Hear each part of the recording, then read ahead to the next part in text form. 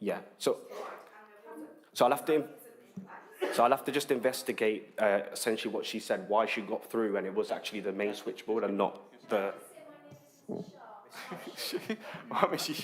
Right. So we will look at that and we will deal with that tonight. Okay. We will make sure that that gets sorted one way or another tonight. Can I just say, sorry, not everybody got the number. Can you say it again slower so people can write it down? The new number. No, it's the same number. It's just now redirected, so it's dedicated to this particular emergency and not just a general switchboard line at all. Can I just ask you to check that redirection is actually happening? Because it wasn't. Yeah, we will do. That's what he's going to do. He's going to investigate that, and then he'll check it, and then we'll make sure that we pull in whoever needs to be pulled in for whatever reason to be able to make sure it's done. Okay, and if it needs another line, we'll.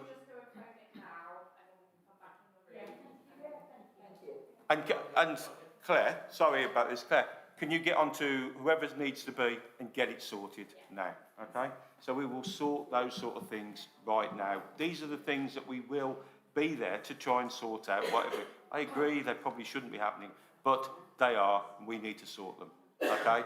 So that's what we'll do. Sorry, can I just say something? Oh, just going to, I know, that poor guy's...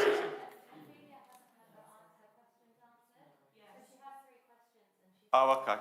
Oh, I thought she had. So what was which question did you not get answered, sorry? Oh, okay. I'll take that one. Okay, no problem. So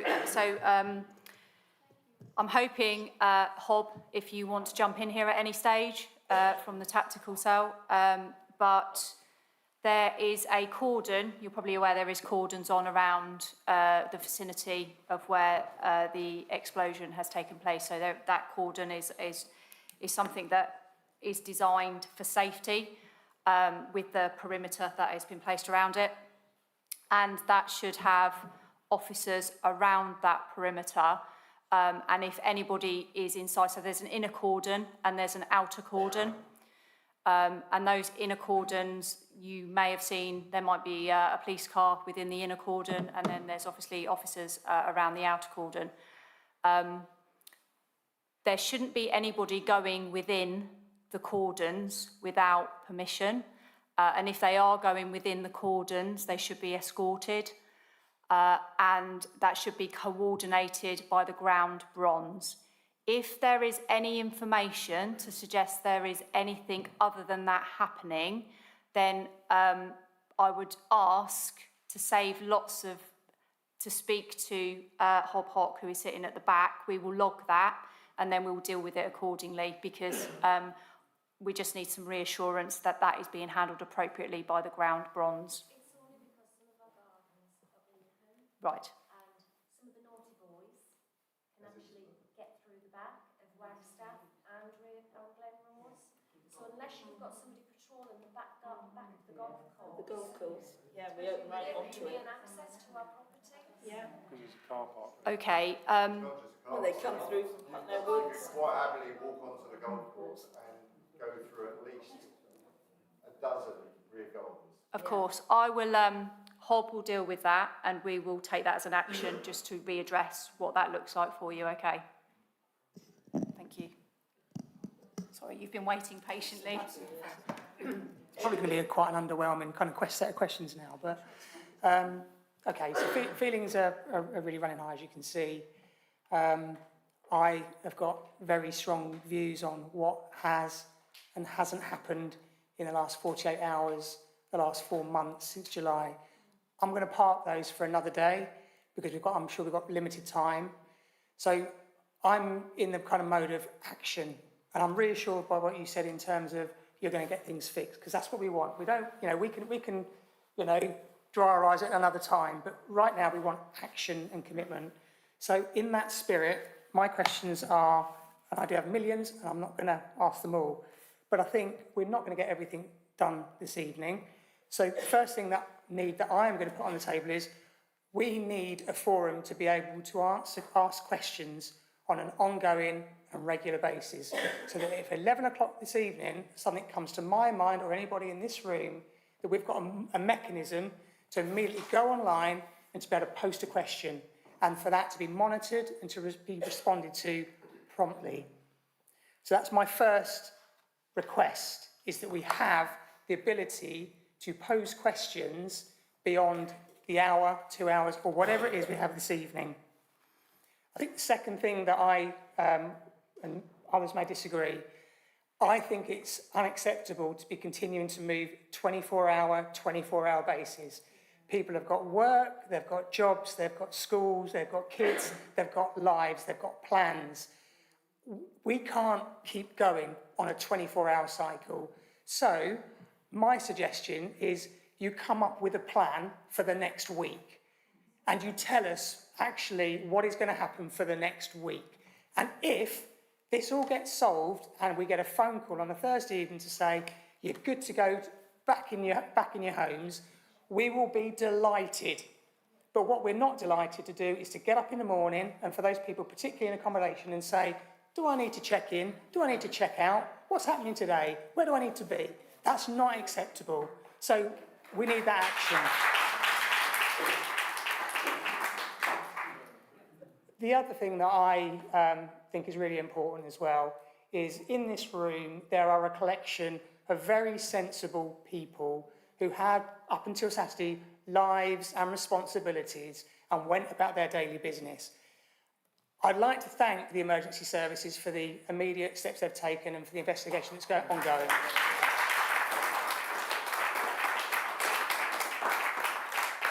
Can I also make a request, therefore, that there is no kind of patronisation of us as residents? And what I mean by that is a sense that by merely asking about collecting belongings, we're treated as if we are, why the hell would you be asking for that for? It's that kind of response and suggestion of that response which is unacceptable. And the reality is as well, many of us are in here are walking around, as already said, for the first time wearing clothes that are still from Saturday, from Sunday. We do need a commitment to being able to get back into our property. You need to come up with a plan to facilitate that. And my response to kind of, it's unsafe. We are adults. We can make judgments in terms of our level of risk. So if your suggestion to us is only one person because if something terrible happens, then that's on us to make that call. But what I'll be saying is, if it's safe enough for you guys to be there, it's probably safe enough for us to want to be able to take that risk. Some may choose not to, and that's fair enough. But some will, because there'll be stuff that they do want to get hold of. So I would like a commitment, please, to how can we access our property to collect further belongings.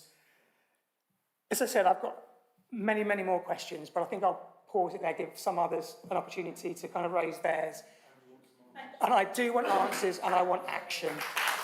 Thank you.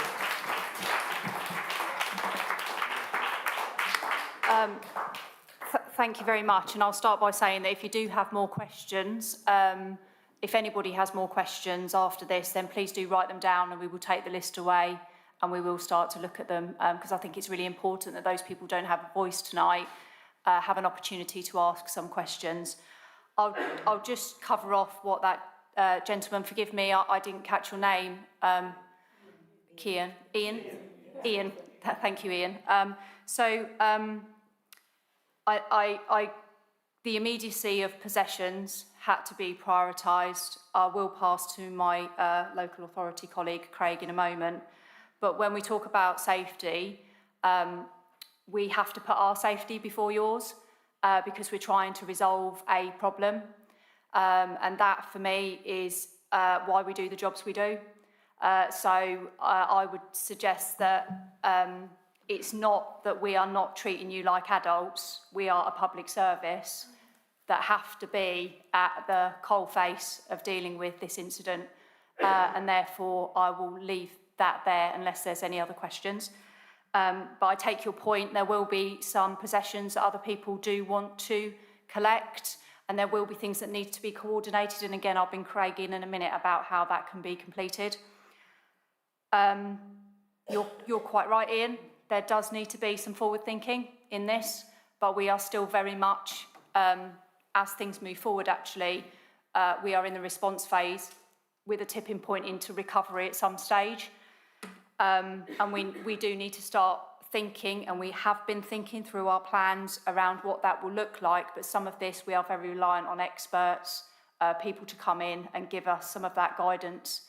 And we're hoping tomorrow that we may have some more answers. And those answers, some of those answers will come from the experts and should come from the experts themselves. And actually we need to start coordinating and thinking about what that looks like. And I've covered off the ability to pose questions, so hopefully if you've got anything else, then we will take that away and look at it and bring it back, and hopefully at some point we will be re-engaging with you to give you some of those answers to the questions that you write down. Sorry, can I just come back to what you said at some point? Yeah. That's not helpful. We are literally going 24 hours by 24 Yeah. hours. Can we have a commitment that at some point tomorrow we will have a clear way of being able to communicate, ask questions?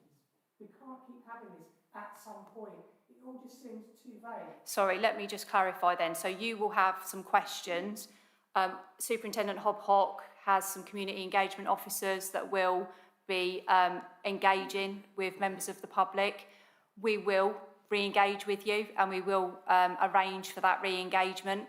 I just can't give you that time all day, because what I want to do is go into tomorrow where we'll have some more answers to some questions, and then we can think about that. In fact, I've had a conversation with Diana about how we can start factoring that in during the course of the week. So please be reassured that that will be the case.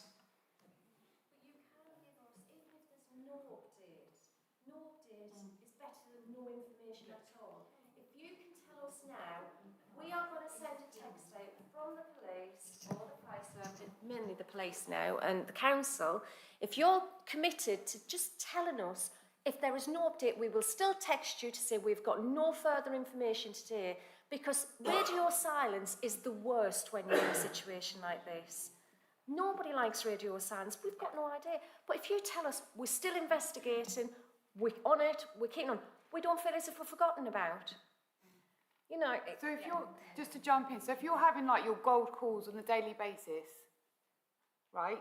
Why, is there anything stopping us from having this sort of time slot every Monday evening to give that, provide us with this engagement, this update?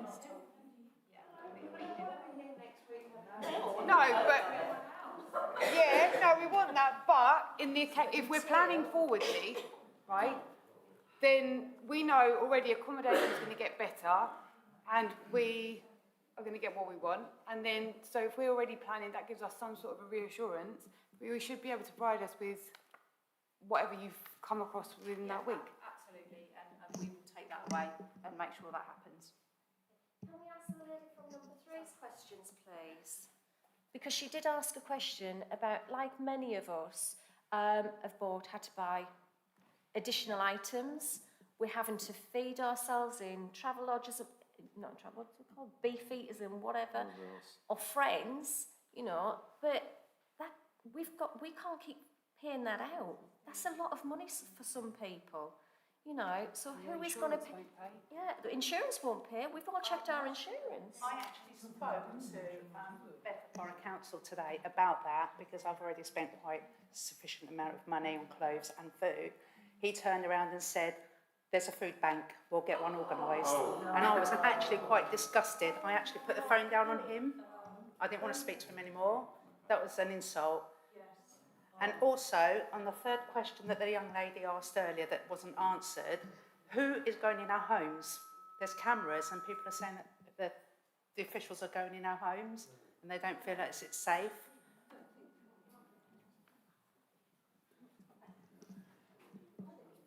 I won't answer who's going into your homes. I'm imagining there's people doing measurements and, you know, just determining who they are. But in terms of the, you know, providing you with food and stuff like that, what we'll do is, again, through our housing staff, we'll do.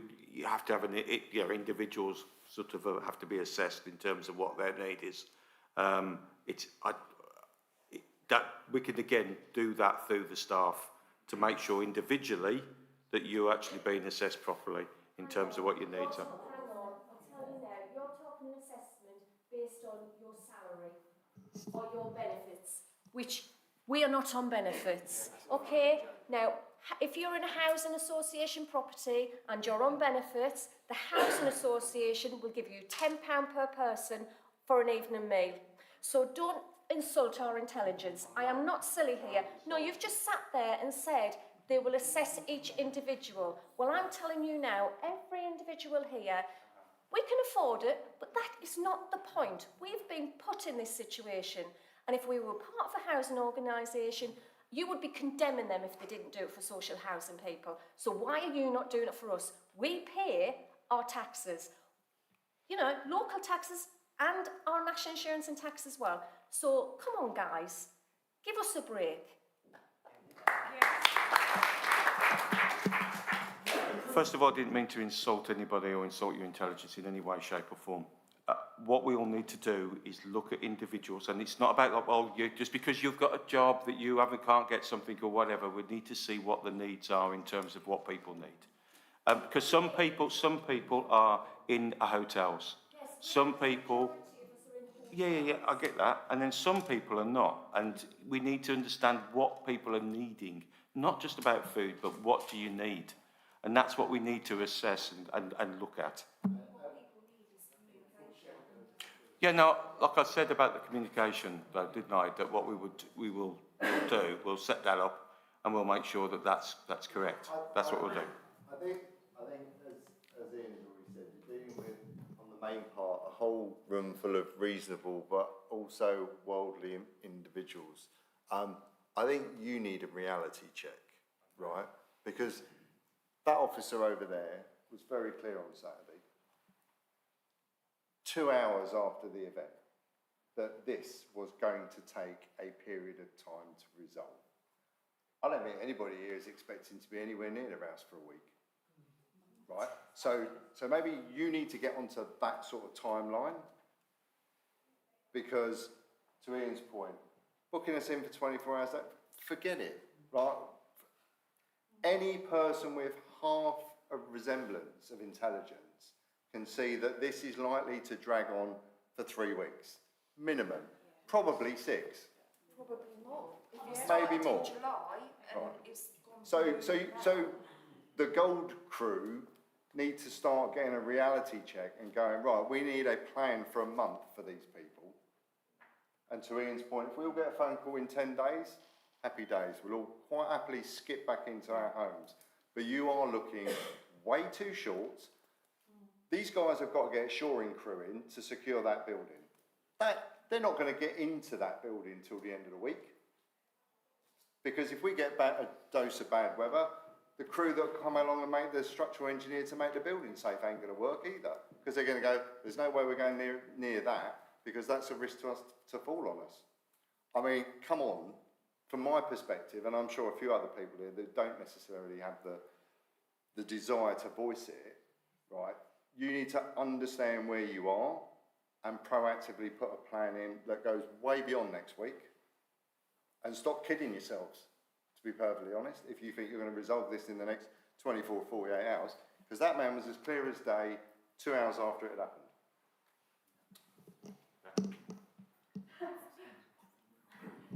Okay. Yes, go on. Side to turn.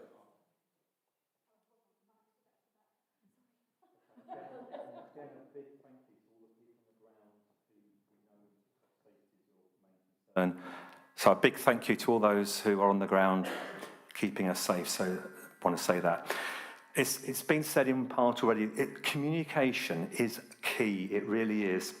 I think there would be far less angst and anger if communication had been good. And I'll give you for instance, like today, on the media, both radio and television, it was said that it's going to be at least 2 or 3 days before people are back in their houses, and thinking, well, we haven't heard that, I'm hearing it on the radio. Then I think, well, okay, there's the text message, so that will either be confirmed or denied. And again, the radio silence that you mentioned. The first text came through just before 11 o'clock. Nothing to do with that, it's just basically you still can't go into your homes. And then there's a text this afternoon that says, oh, you need to phone, if you've got home insurance, you need to contact your home insurance. What do we tell them? I mean, that was ridiculous. And I have to say, for me, that was a bit of a trigger point. Up until then, I hadn't felt any anger because I appreciate what's being done. There needs to be someone who has the sole job of overseeing what is communicated to us. And I think there should be a text at the beginning of each day, when we wake up, to see it there, say either no change or this, and I agree with this long-term plan. We cannot be... the question and answer thing is okay, but we shouldn't need to be knowing what questions to ask.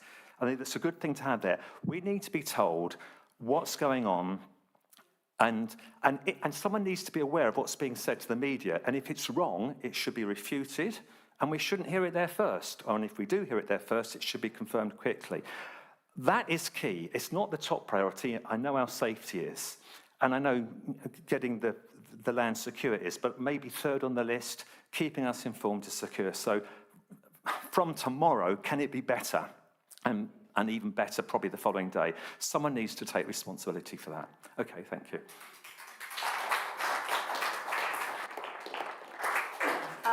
My question is more on the scale of, because my concern is I want to go back like everybody else, the house is safe. I don't want to go back and in 3 months' time there's an explosion. I live right opposite here. I sit upstairs and I see what goes on in the garden. The amount of times we're around the builders, and Ray's really good, he represents our street. We were told that there's no gas coming out and that they'd turn the lever off, but them turning the lever off, how scale of the gas is underground, we don't know. You guys don't know. Has them turning the lever off made this gas travel to Paul's house, and has that caused a leak? So has anybody checked, is there gas coming out towards where the explosion happened? Is it near the borehole? Because Friday night, we rang the builder because we could hear lots of noise. And in the street, we noticed there's different kinds of levels of like mud coming out, etc. But like they've said, it's fine, it's fine. But say if this problem doesn't get resolved, say if they can't fix it, because how much gas is that down there? I mean, I'm thinking, can it ever get solved? What would happen if it never gets solved? What would happen to us guys? What would happen to our homes? What would we do? So I'm thinking, maybe I'm thinking too much deep into it, but that's how I'm thinking. I mean, is the gas from the borehole, is it outside Paul's house? Has it travelled there? By them switching it off, it's trying to look for other avenues. Has that's what's caused the explosion? Because they've said it's not the mains gas. So... The valve wasn't switched off. Yeah. The valve's been open pretty much the whole time. But today, I went back to the house, because we were told last night we could go back to the house, and we went up at 9:40 to the police. Then they said, you can't go back. We got a call today, because we put Mum into a care home, and they said to us, you can come back in. So we went at 3:10. But the level of gas that was coming out of those pipes, I've never seen it that bad, mate. It was really aggressive. I've never seen, even when we were there, we could hardly see it, could we? But that gas you could see. Oh, yeah. Point though, so I chatted to Mick Hewitt, the builder that I've been liaising with. I rang him on Saturday. Immediately I heard about the explosion and the fire. Mick was there from Oakley within 10 minutes. He straight away, I introduced him to the fire service. They took him onto the site. The guys were obviously dealing with the main explosion site. They took Mick to the site and he explained everything about the gas. Then, because his equipment was in the house and was obviously ruined, the monitoring equipment that Mick had, actually, let's reopen it because this is far enough away, and he took the executive decision, a risk assessment, to say, look, it's better to have the gas venting off up there than you close that valve. And it can find avenues, and I think we also, and none of us probably know, and I think Zara explained very well eloquently at the start, there's been a hell of a lot of atmospheric, there's been a hell of a lot of rainfall, the dynamic of the way that gas has been escaping. Mick said to me there's been no gas for 2 weeks, so in his impression there had been no gas coming out for 2 weeks. It might just be that the water, and it may just be that something's been going on underground that none of us understand yet, that has sent this gas in a different direction. And the gas, I've walked that site with him, and there were 0 readings. They said that H's house, there was lots of gas around the borders, wasn't there? That's why they were digging it all up. Yes, yeah, now, recently, yes, that's happened this weekend. But prior to that, I can sincerely, hand on heart, say, I've been around that site twice, and Mick has shown me the readings. We did it together, we did it separately, and I walked the site, and the only place there was gas was when the fire officer climbed the tower on Saturday and held his machine there, and it gave a reading. Everywhere at ground level around the site, it wasn't. So I think in fairness, we've got to understand that this is an unknown This is a unique occurrence. You know, it's not often that a ground source heat pump is drilled 103 metres in the ground. It's the first time that they've hit a natural seep gas leaks. Is it 103 metres? They've dug down too deep? No, they were due to drill 125 metres deep, which is normal for ground source heat pumps. That's what it is. It's about taking heat out of the core of the earth to warm the building. And I mean, to be fair to Paul, he was trying to build a very eco house that is modern, that doesn't have a gas boiler, doesn't burn fossil fuels. It's, you know, he didn't put that seam of gas in the ground there. None of us did. And it's just an absolute tragedy that that thing was hit. Now, how it's capped, and the specialists, I believe, is one or two in the country that can they cap it? Can this be capped? I mean, can it find different avenues? I mean, you don't know yourselves, do you?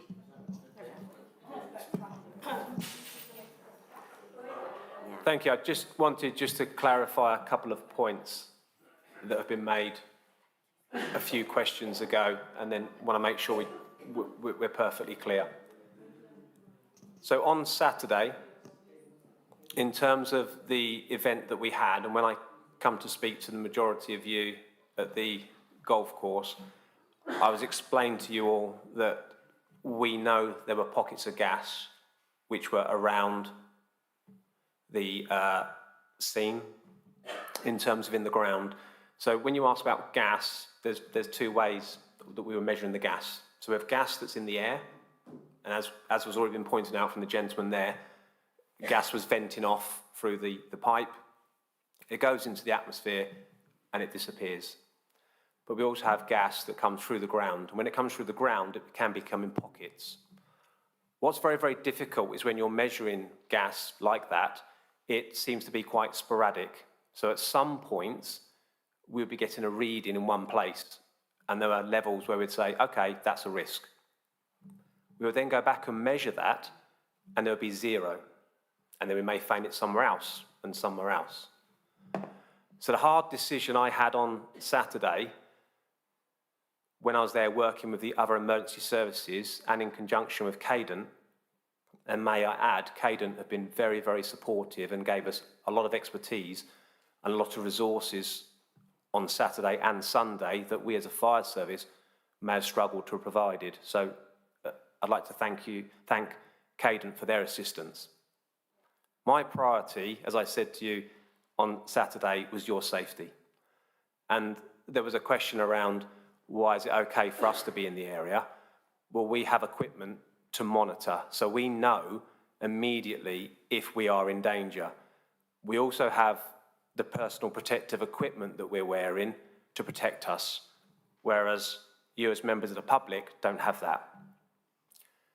The natural gas that comes from the ground has no smell, so you would not detect it without the machinery that Cadent or the fire service has.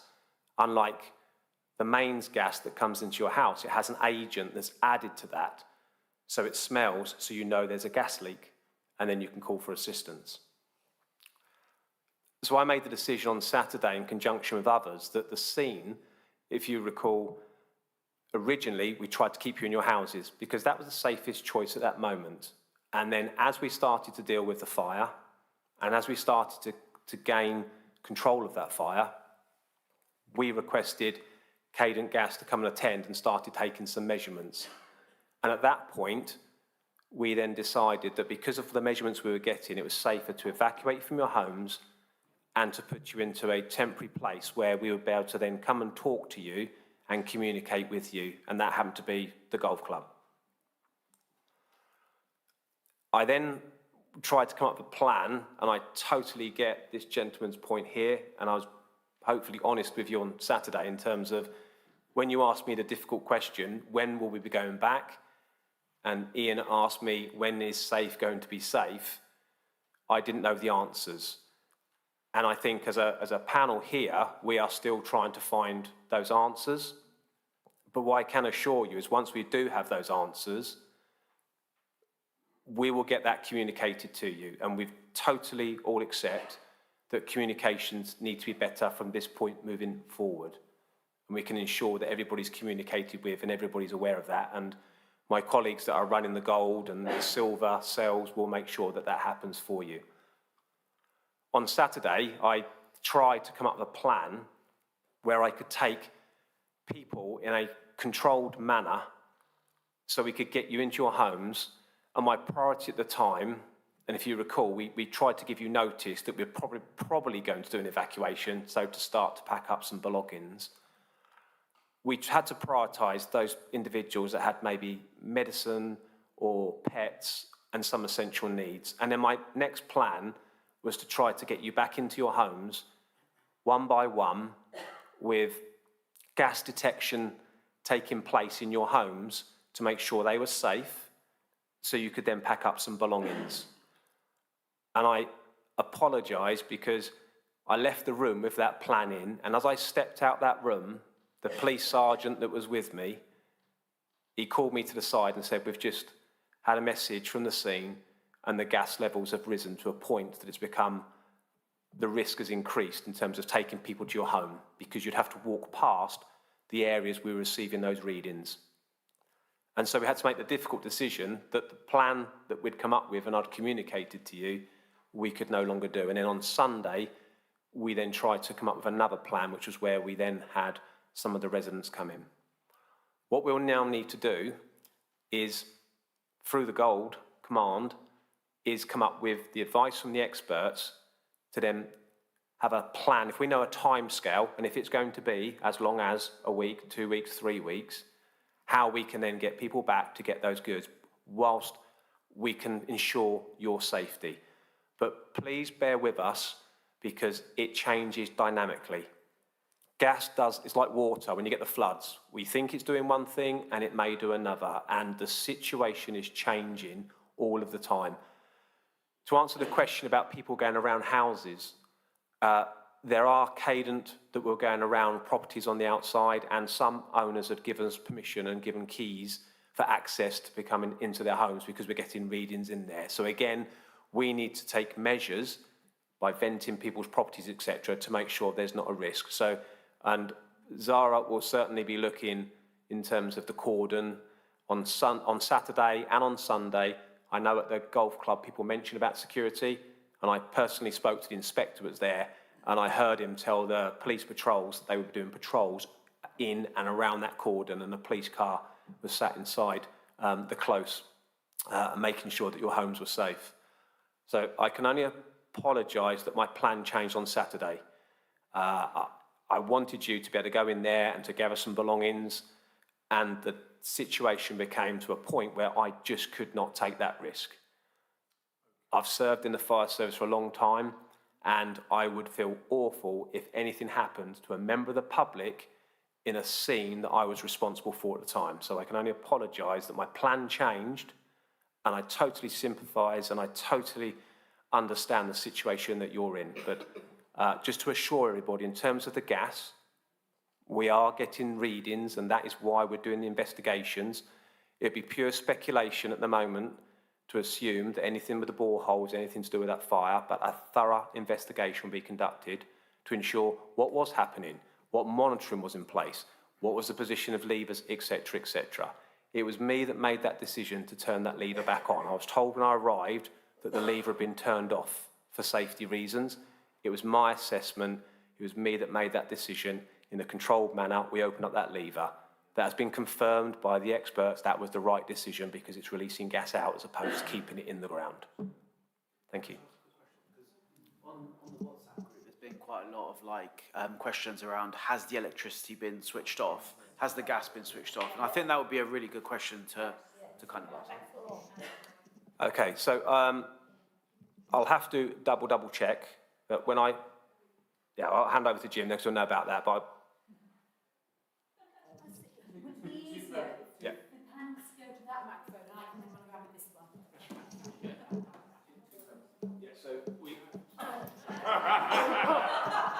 you did that on purpose, thank you.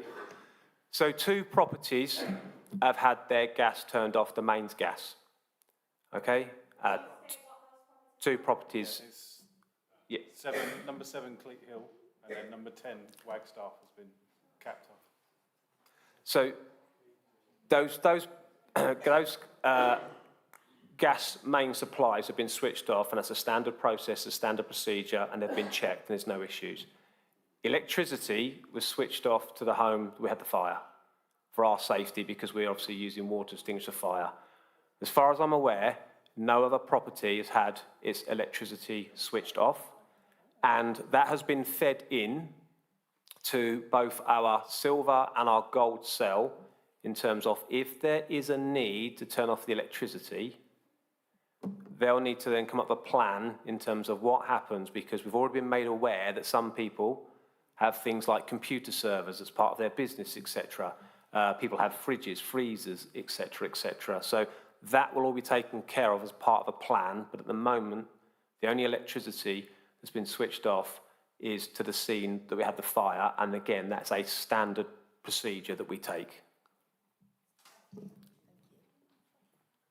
Sorry, I'm so sorry. I feel really badly about this because I know you've been there. I know for a fact my electricity is switched off because my property is not secure. You said people were handed their keys in and they gave permission. Let's clarify. I gave permission for my property to be entered once, and then my key was retained, and then that was when the response was perhaps not as nice as it could have been when my husband questioned it. Again, we understand that you have a job to do, and we appreciate that it's a very tough situation, but again, it comes back to communication. If the property is going to be entered in and out on the hour, because I've got cameras, I've been monitoring them and I've taken snapshots, it would be nice to know, at the very least. And kind of secondly, I know that the electricity is off because I cannot see my cameras. So whereas I had peace of mind that if there was an intrusion, it would be detected and I could know what was happening, at this point, my cameras are offline. So I know for a fact that it's because there is no electricity. So before you even said number 10 was switched off, I knew it because I have been monitoring the property. So I think there just needs to be some questions that are asked to kind of on-site in terms of what's happening. And if there are decisions that are being made that affect individual properties or the whole, it would just be nice for us to have a process to know what's happening, at the very least. Thank you. Can I just respond to that? All right, okay. So in relation to that, I would suggest that Hob, we take that into the TCG to ensure that we've got all of this information about what individuals are saying, because actually we need to be really doubly sure what is going on here. I would also think that the electrics off at number 3 because I had Wagstaffe. Cleat Hill. Because I had a message that the keys were needed to gain access to my parents' property to do the gas check. Yeah. They've got a burglar alarm. The keys came back to me and police didn't say that there was an alarm going off, so it would have been going off. Okay. Okay. We'll double check. So the chap at the back, if anybody has got any concerns around electricity, then if you provide your details, and we will relook at that through the TCG, absolutely. Sorry, this is totally unrelated. Has anybody in the room got a silver VW Polo? I've just had a message from the police. Are you all right just to join me outside? Is that all right? Thank you. I think it's your opportunity. Is it my opportunity? All right. Okay, yeah, good evening. My name's Ben and I live at 3 Glenrose Avenue, and just wanted to ask a quick question. Close, too close. Right, it's just things that have come into my head as this event has sadly gone ahead over the last few days. And just recapping on the things that have happened. When the gentleman at the end, you said on Saturday that the two things he just reiterated, the borehole and the actual fire, completely could be independent. You don't know at this precise second. But what I've picked up on from the police on your website today is you're saying that residents have been evacuated because of unnatural gas readings that are coming out. So, as has been mentioned tonight, and it's just to bring for thoughts to take forward for the mayor, as you're looking in for things to look better in the future, as well as yourself, Greg, I believe, from the environmental. Is that right? That, you know, when I walked past that property a week ago with my son to go to Mosbury, was it safe? How do we know that that was safe? If that explosion had ruptured it then, was it still not safe before that? So I just want to know what's going to move forward, of who's going to investigate to see how safe that will be. Because listening to those numbers of someone was going to drill down for 125 metres into the ground, if I put a 6.5-foot fence up around my property, or I build, if I build any building in the back, you know, conservatory is too wide, too high, I'm going to be told take it down. So I'm confused how someone can drill 120 metres in their garden And they haven't used a spade to do that. You know what I mean? They've had to get specialist equipment. And as far as I'm aware, there was no consultation. There was no talk about this is going to happen. You know, and sadly, someone's lost their life now, and someone has been, you know, is in a very bad way. I just struggle to see that because, you know, that's proper commercial digging. You know, my dad was a geophysicist. He used to, you know, do an oil in the sea and stuff. So that's a deep, deep dig. So taking forward for you, the mayor, to take forward, and for the councillors, for Richard Fuller to take to government. It's like, if this is a strategy for these pumps to be done, how do you know what's down there? We don't know what's down there. And I know that Ian, you raised this earlier to say we want to look forward and maybe look at this as moving forward for the future and things. But when will that sort of public consultation happen? How long is it normal that you'll come back to us and say, this is what happened, this is what caused it, and what have you? I just want to know these. These are things that are bubbling up on top of what other great people have been saying tonight. I just can't get it, how someone can dig 120 metres in their garden like that without any of us knowing the repercussions that can come. So, If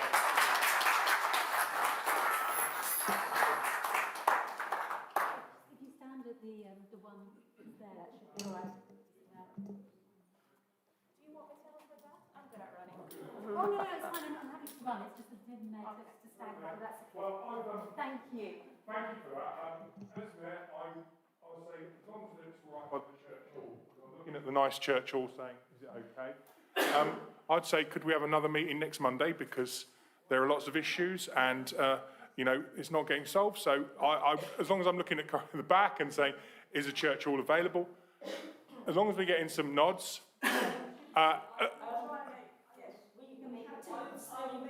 So, yeah, okay, righto. Thanks for that. So, I do love Swimming World. They love me. They've had a lot of my money over the years. So, well, we'll try our best to get a room either here or in the smaller room.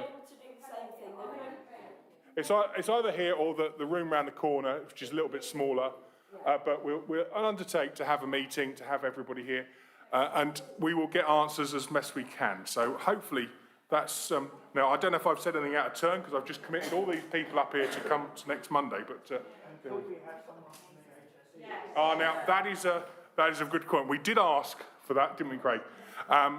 That is a very good point, because they will be the ones doing the testing. Now, Craig, do you want to say anything about the testing and what the HSE are going to do? Well, we can't say anything about testing, and we can't say anything about the HSE because we're not experts in that field, and it would be inappropriate for us to comment. But we have taken on board the views around the fact that we need HSE to give some answers to some questions. It was posed in the strategic group earlier. It was a question from myself, and agreeably, they do know that I would like that to happen. So that is in the meetings, and actually they're the ones that may be able to answer some more of your questions. So hopefully that fills you with a bit more confidence. Thank you. Excuse me. Yes. And when they come, if Yes. they do, I'd like to know what monitoring was done between July and the present time. We're all owners of these properties.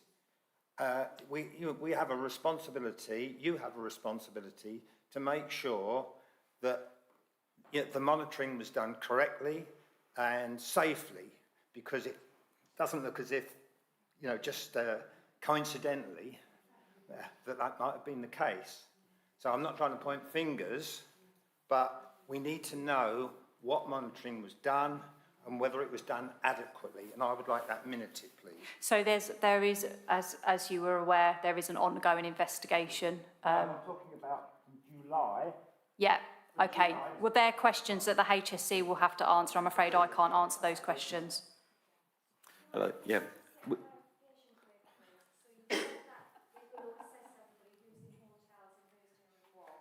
When is that going to take place? Okay. So we're going to start that tomorrow, aren't we? We've got to do an assessment of people. That staff will be contacting people, and we'll be contacting the housing staff and so on. We'll be contacting. We need to, get the information from. I think are all of you in hotels at the moment? All of you? No, so some... Hotels, they're travel I lodges. think for the most part, the people here would probably want you to deal with the people with small children first. Okay. Because, you know, trying to have a couple of kids in a travel lodge room. Okay. There's no cooking or facilities, it's just not easy. I will prioritise that the housing guys go and deal with that. People with children, some of them, and I'm sorry to say it, and I'm, you know, I don't normally, but some of them remain a travel lodge, which is not appropriate for children to be in. Okay. It should be moved. Okay. Well, I think it comes down to, you know, what's available at the time in particular. So I'm not saying it's not available now or whatever, but we'll get the housing team to assess that. But the housing team, there is, I've looked on booking.com today. I'm not saying they're expensive accommodation, but I know, you know, there is places available, a family room. You know, there's not many families in Wagstaffe or in Glenrose. We've got all sorts of different ways of dealing with that in temporary accommodation. So the housing people will start that, and we'll prioritise people with kids. Okay? Okay, fair enough. But those of you who have... So is it a possibility with Glenrose and Wagstaffe, with the exclusion zone you've got in place, that some people at the end of the close, look back onto Mosby Golf Course, could access their houses from the back of Mosby Golf Course safely to pick up some of their thing? Or is the exclusion zone that far that you're worried about going? So there's some of the residents at the end of Wagstaffe and the end of Glenrose can gain access through Mosby Golf Course, and I'm sure if the neighbours will work together, they would let people come into through the back, so they don't have to come down the main route of the gas. Is that a possibility? So they can get some of their positions.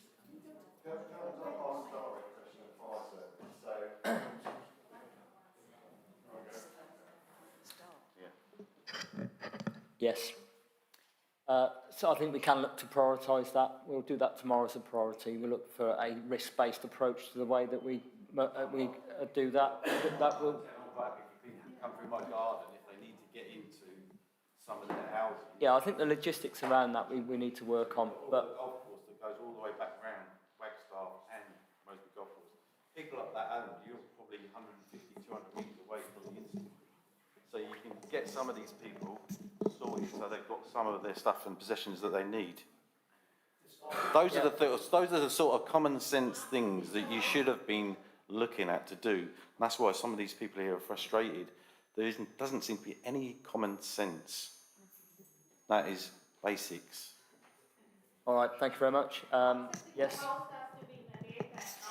I'm sorry. Say that again.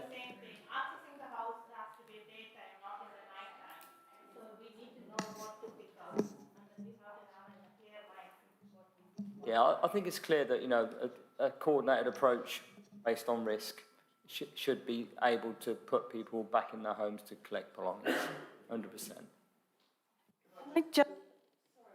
Can I just ask about clarification from the message that came from the Borough Council asking homeowners to contact their insurers? What was the purpose of that? Why? What was the thinking behind it?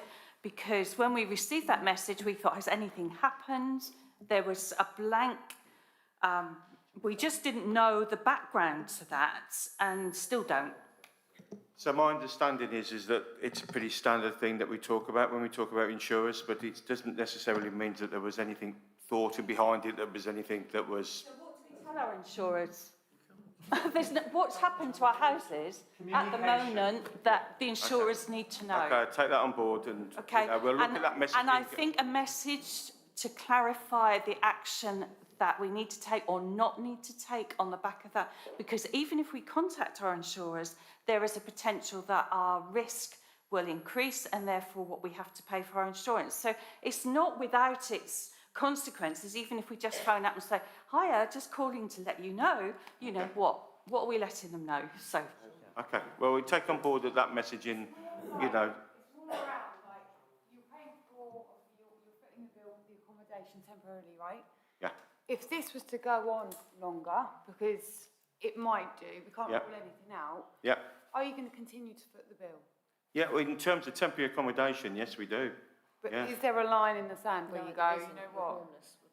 I think... You're going to have to sort of bring your insurers I think, you know, for me, this is such an unusual situation. We would be looking to provide you temporary accommodation for, you know, the foreseeable future to enable you. We're not going to be saying, right, you kick you out suddenly because of whatever that line in the sand is. Okay. I think once your properties have been deemed safe, then you'll be wanting to get back into them anyway, won't you? So that's not something, we're not trying to say, well, you know, it's 2 days, 5 days, then, you know, you're out. It's not far from it. We're there to support you in terms of temporary accommodation, like we do with all people in terms of that sort of statutory duty that we've got. And it's not just about being statutory duty anyway, it's about the situation that you're in. I think now, I'm going to be clear about the question that was right at the start about the technical, and you were right about, it was you actually, that said that you tried it, somebody tried to call, somebody said you couldn't do it. It does seem like there's a technical issue. So we're going to, something that I probably would never understand what it is, but it is there and we will get it sorted, okay? Yeah, I don't know if there's anyone here that knows about the cause of the fire or is researching that, but apparently there's a pipe across the road from the opposite side of the road, which is on Freeman's Common. I don't know if that could be a contributing factor. It might be a red herring, but it's probably something that should be considered. The pipe went through Freeman's Common recently. Because I did send a question whether we're going to get money for it. The fire investigation, it will be carried out forensically, so we'll look at all options and we'll look to discount anything that it could not be, it could be so. By the time we get to the end of the investigation, we should be really thorough about what the potential cause could have been. Just one for me quickly. The advice seems to have changed since July.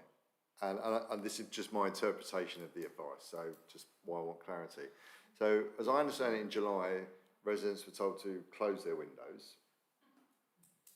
Now the advice has been to open windows, and from Ring doorbells, like an awful lot of people have, it would appear that whoever's coming round from Caden is actually testing our front doors. So is the thinking at the moment that the gas is coming inside properties as opposed to around properties on the outside? So the gas is permeating up through the ground, as we've already discussed. I think what's evident is that where it's out in the open and you have, shall I pull that back for you? There we go. So where gas happens naturally outside, wind will take it away and disperse. If that's coming up through voids, through pipes, through areas, into cavities in walls, that has no ability to disperse. So that's why we're testing those areas in buildings and outside buildings. That's why the advice has changed, because you know the gases, we've identified that there is gas in a couple of the premises that are higher levels than we'd like.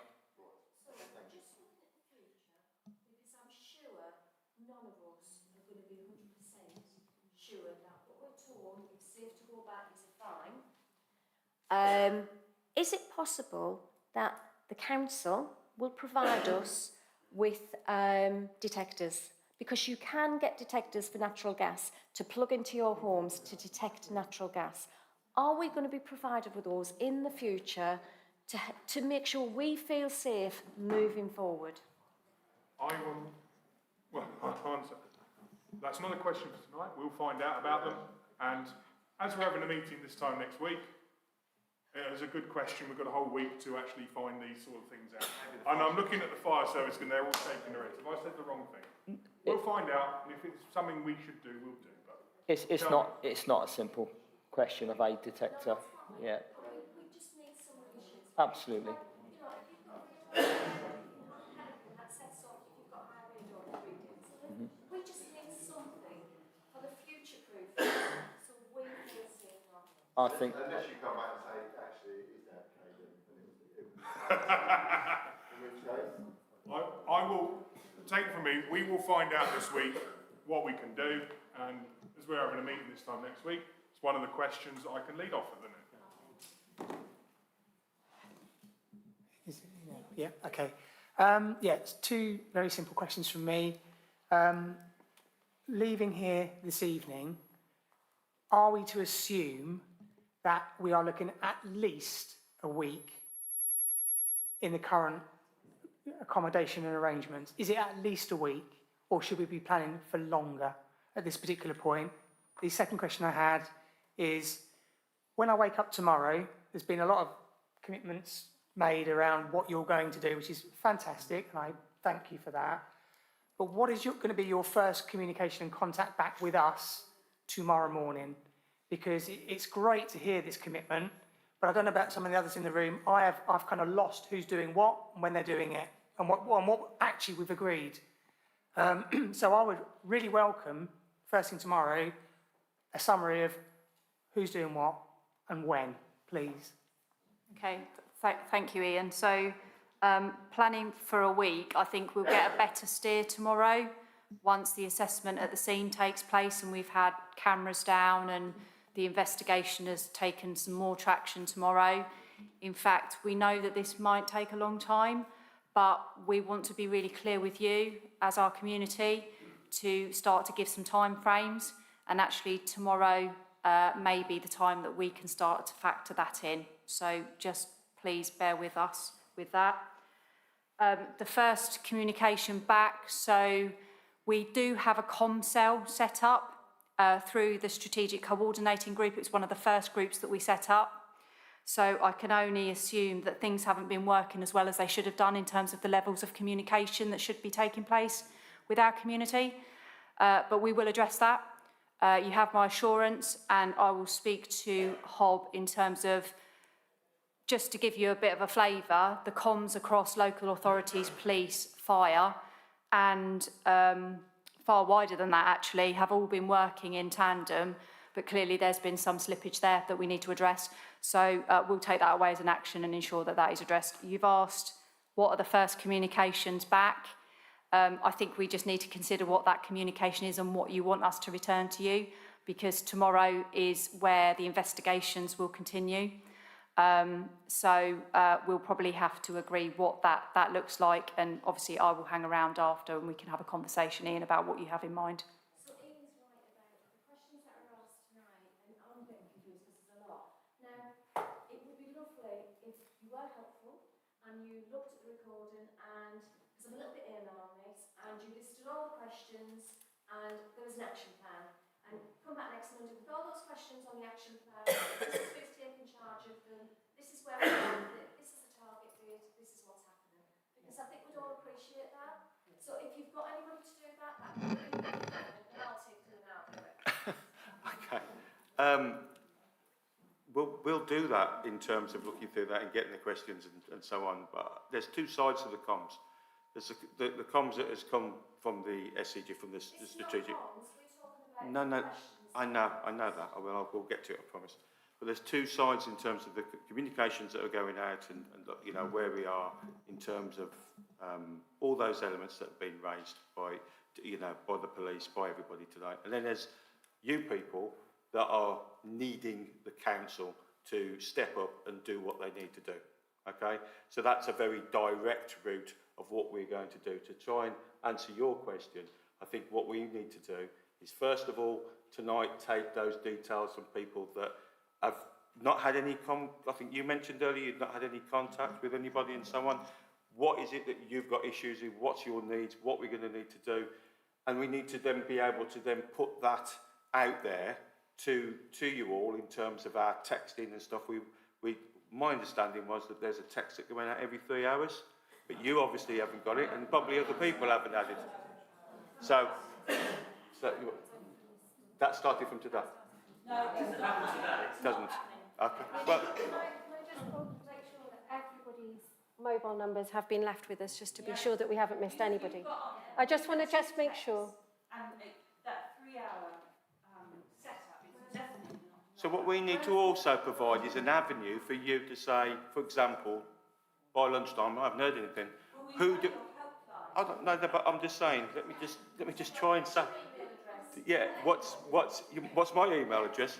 You give us your email address. Yeah, you can send it. You can send it to me anytime, and I can give that quite happily. We got two of us. You can have my email address. But If you haven't heard anything, then we need to say, well, why haven't you heard anything, and why do we think we sent you something and you haven't got it? So we need to make sure that that communication is right. I believe it'll be better tomorrow. I think a lot of people here is said right at the beginning, I appreciate what the fire service and the police service are doing, and actually, quite frankly, we don't really want to talk to these guys because they should be busy doing what they do. Yeah. Right? Yeah. So nobody stood there on Saturday from the local authority and said, these guys are going to do the technical piece. We're your local authority. We're at the front of the queue. We're going to communicate with you. We're taking ownership of this. Okay. And here's our time. And I've heard that tonight. I've heard it. So unfortunately, you're in an embarrassing position tonight of talking about the fact that the phone line redirection is working, and 20 minutes later finding out that it's not. Yeah. So yeah. House in order. Yeah. From your perspective. Totally. You've actually got the most work to do as a result of this meeting. Yep. These guys should just get on with what they're paid to do. Okay. So, yeah, I'll take that on board and we will work on that tomorrow to get these things fixed. Okay? Well, proof of the pudding. Yeah, exactly. Can I just ask your fire holdings question? I think we've established that gas levels are raised currently in certain pockets, certain areas. So, kind of like, what does that mean? How raised are they? Are they at a moderate level or a dangerously volatile level? When you say they're at an increased level, what does that actually mean?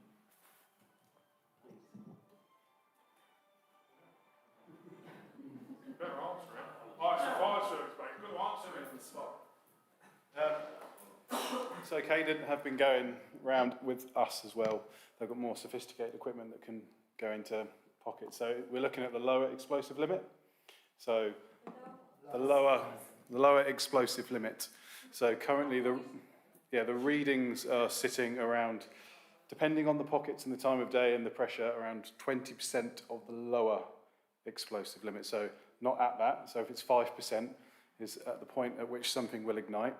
It's 20% of the 5%, if that makes sense. So, and they're fluctuating depending on time of day, weather, wind direction, all those things, all the unknowns under the ground that we're not entirely sure of. Don't ask me any science questions. I noticed yesterday, obviously, they talk about that sort of season with fireworks and so forth. And it's quite well known that in Moseley Park there, you get children from the park there firing fireworks, and also from the golf course. Yeah. And with I think this the Diwali coming up and the fireworks, it's fireworks everywhere. So added with the security aspect of the back of the houses and Moseley Park is the risk of, if there is an explosion there, the explosion risk is fireworks. Somebody needs to be monitoring that. How are you going to ban it? From your answer, sorry, I wasn't really clear about your answer. Okay.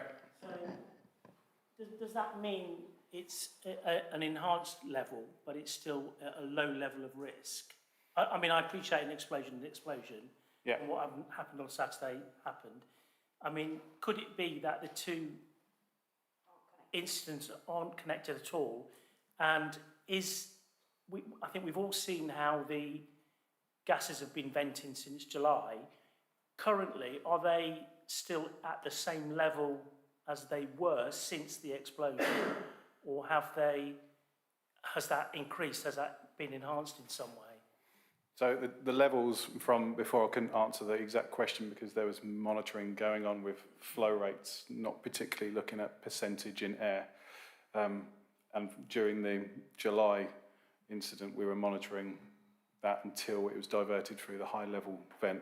The connection, like has been said, that's part of an ongoing investigation, and we don't know what we don't know. We're just looking at ground gas as a precaution for everybody's safety moving forward. So that's the facts that we've got at the moment.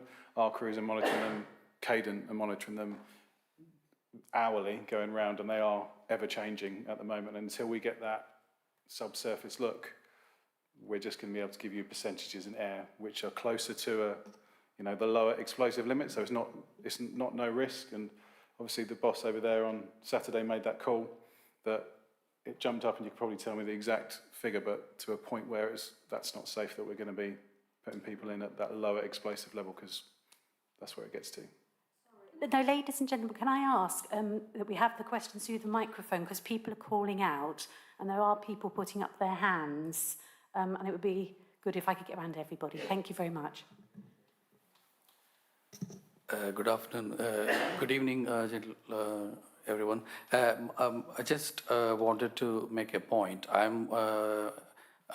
appreciate, like many of us here are in responsible positions and pose. My name is Dr. Kupaswamy. I'm one of the consultants working in Bedford Hospital, and obviously, like I'm struggling to think ahead, like where am I?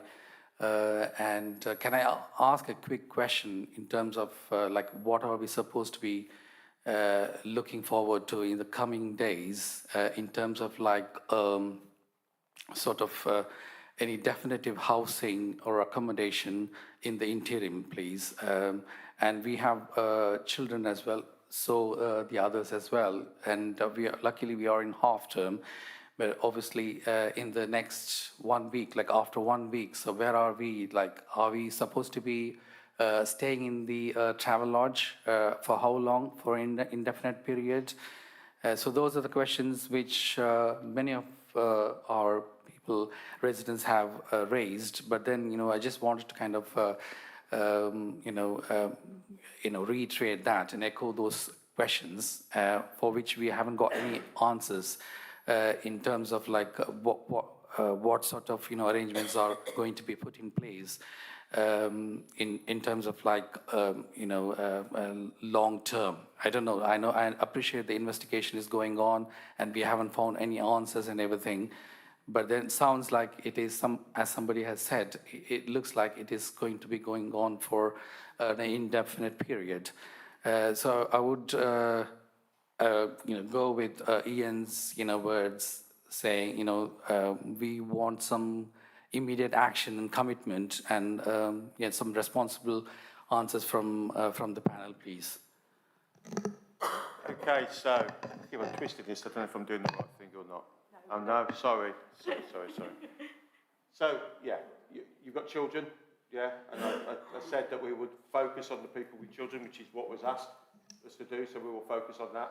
At the end, Anna will take your details, make sure, find out where you are, what your assessment, what your needs are, what they are, and then we can work out what we can provide if you're in a travel lodge and you've got your kids, and we need to look at that. Because we have got other properties that we use in terms of our temporary accommodation, in terms of for families in particular.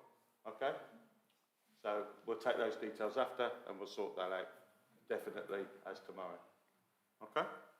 On Saturday, said the Home Office was involved, but we've not heard anything about that. What, sorry?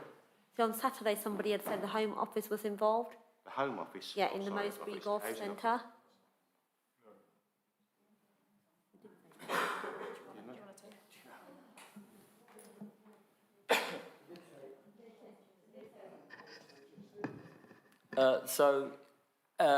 A major incident was declared on Saturday morning.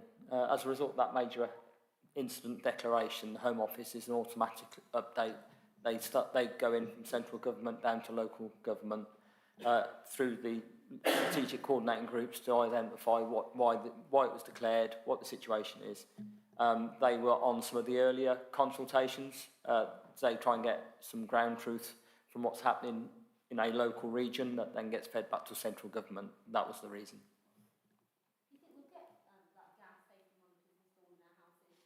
I don't know. That's a question we'll find out. We can only ask, and I'll get the experts. And we saw some work, doing some work on site, and they were doing some like bricklaying, and they had some like the cement mixers on the go as well, and there was also a pickup truck parked next to the where the leaking gas is. So they were given permission to do that. By who?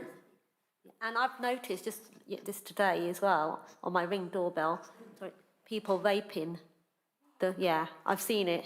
I I can didn't go. want to say nothing, Yeah, but we saw a guy. yeah, they're vaping.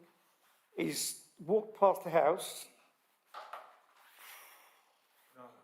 I said to Kelly, I goes, it's best not to say nothing, but then, you know, we're not being allowed onto a property, so you can't take your phone there, you can't take this, can't take that. And we've seen people vaping.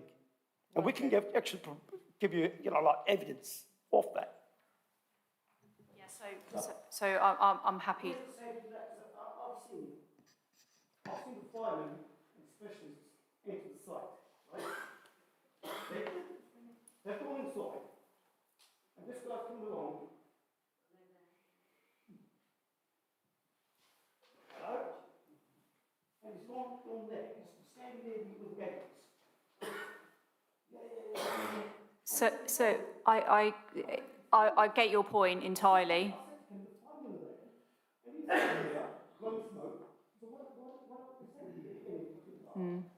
So we're going to do a reassessment, as I said earlier, of the, sorry? Thank you. So that, I mean, I've spoken to Hob and we will relook at the cordon. We continuously relooked at the cordon. Sorry? Yeah. So we will relook at that and reassess what we've got in place if that is happening. So that would be helpful if you could speak to Hob after, if you've got some Ring doorbell. Thank you. Yeah, don't need to hold it, sorry. It's just a habit. Just quickly, I got a text through from the council, and they're talking about, obviously, people with emergency medication and things, and getting hold of your doctors and what have you, which is great, and all the support you have done to put in place for the people. But as we all know, doctors to get hold of can be quite tricky, and I'm just thinking for people who might be struggling to get hold of their doctors and that, have you let GPs practices know that this is a situation going on for residents of the area that can ring up and almost get a priority to get medication and get that prescription done instead of just saying, right, you go and call your GP, because it could take days, it can take a while. You have to use your NHS app, as a lot of people might need to know, and if you've used it and you can't get a prescription, you've got to go all around the houses to get it. So is there the council assuring that that is being put in place for the medical side for people to get their medication, please? I haven't got that answer with me tonight, but I'll look into that and we'll get there.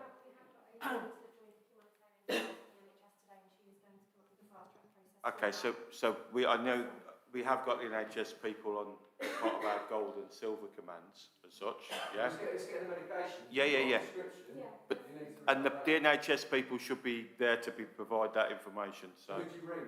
Do you ring the council to that?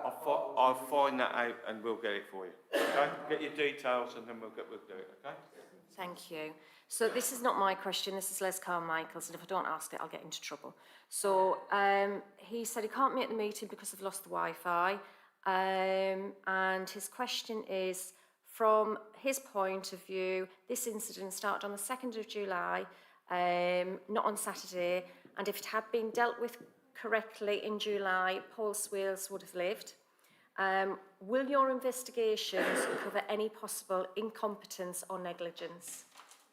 Yes, so I can answer that, and hence why we've got a 3-strand investigation running, police, HSE and fire service, in order to start to look at some of that stuff. So in answer to your question, we are looking at all avenues. More of a safety issue. So John mentioned like they're testing the doors, testing the windows. Like we've got hive heating, right? So the heating's probably still coming on, the hot water's still coming on. Like we're not supposed to be putting any lights on. Are we switching that off completely, or do we leave it as it is? Like, what's the recommendation on that? We'll find out. I mean, you would assume that if there was an explosive level of gas inside our houses, a lot of them would have gone up by now. Well, I mean, quite frankly, we've got a light on timer that's going on and off for 2 hours every evening, So, like I say, monitoring is going on around the area, and it's important, as we try to explain, these are sporadic gas readings. Our worry and our main concern is if we have a continual gas reading, or if we find that gas is percolating into a property, it's finding its way into a void and it cannot escape, and then you get an accumulation, so a small rate going in with a big accumulation, or a continual flow. In the event that the services detect that, then they will take all measures to isolate electricity, etc., which is probably why, and I think the lady has left now, some properties, if we know gas has been going in there, the safety protocol from the gas or Cadent will be to isolate gas supply and electricity supply. So at the moment, as I say, it's sporadic gas readings. It's not a constant flow. To answer your question around detectors, and I'm sure colleagues will be looking into that, but again, it's not as simple as if I put a gas detector here, if gas was in this building, it would pick it up. So again, it's important. The monitors that we're using, we're also doing boreholes ourselves in terms of what the Cadent were, in terms of going into the ground outside properties to see whether there's any gas. So it's not just in the atmosphere, it's actually, so you'll see on some people's lawns, there's holes with little orange spray around it, just so we can mark and then measure and go back there. So that's taking place, as well as drainage systems, also with the drainage network, that's also being monitored as well, including some of the street furniture. So there's like a BT box nearby. Again, they're taking readings inside there. So just to assure everybody, they're taking those constant readings. As we say, I believe that some experts are on their way down, and a site inspection will be undertaken with people that then have a little bit more knowledge in terms of how natural gas behaves, etc. And then once we do that, then we'll know more information and then a plan going forward. But just in terms of electricity, it'll only be in properties where there is that risk that we feel that it needs to be switched off. Sorry, I think they... Sorry, there was somebody else that was... If it is switched off, the food is going to start smelling, because I know my dad actually switched his freezer off when he went on holiday, and I went to check. Yeah. It was only 3 days in, and it stunk the whole house out. Yeah, so I think, again, that's one of the problems that we put back to the silver cell in terms of making sure those properties that have either had their electricity turned off, then we need to put arrangements in place in terms of being able to either remove the food so it doesn't perish and is still inside the property. And then moving forward, should there be a need, then isolate the electrics to those properties, a plan will be put in place in terms of to A, inform the residents, but also B, to make sure that we can then take care of those things like security and also with the food, etc. I'd just like to ask if we're going to get a little deduction on our council tax. I won't answer that one. Are we nearly finished?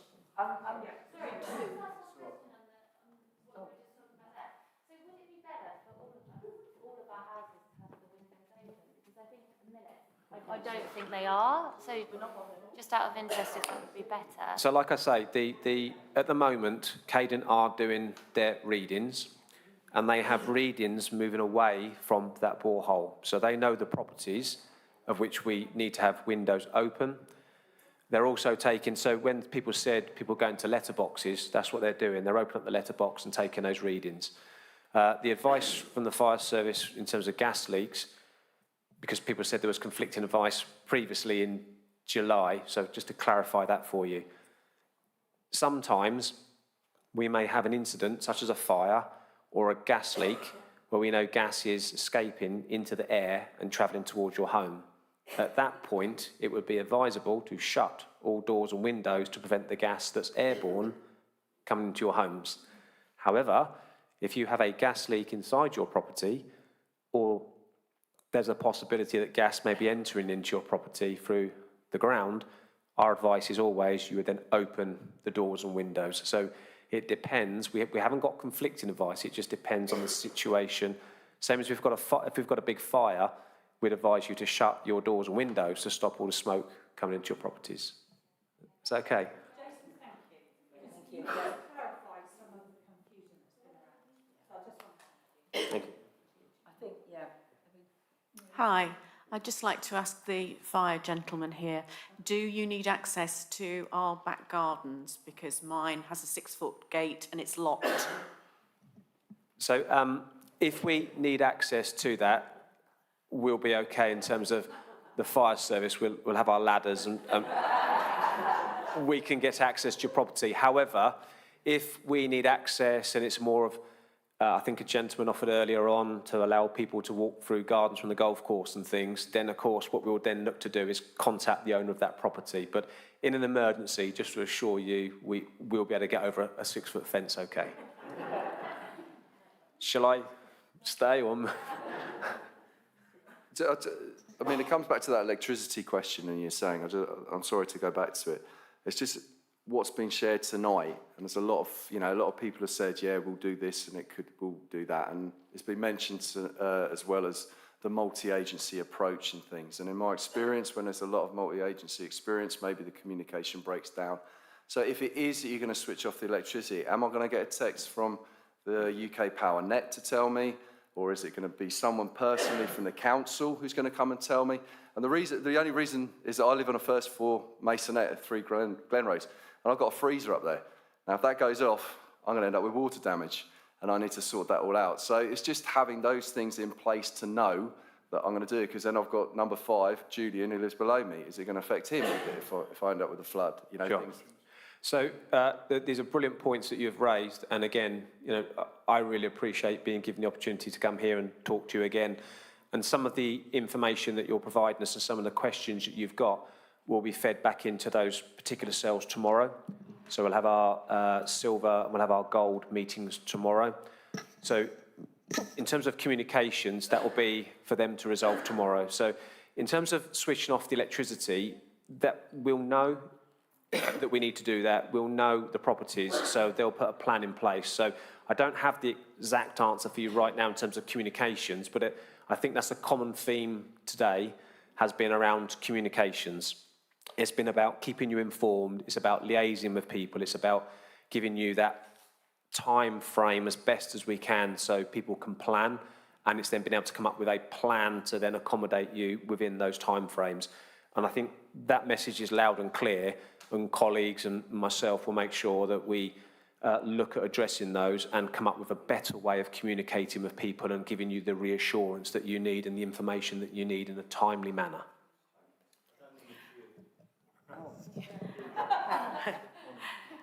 Sorry, just to say, tonight a lot has been about communication.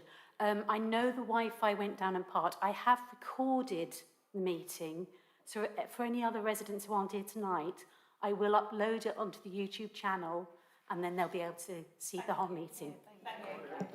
Thank you, Corinne. We have to say a big thank you to Corinne. She's the vicar's wife.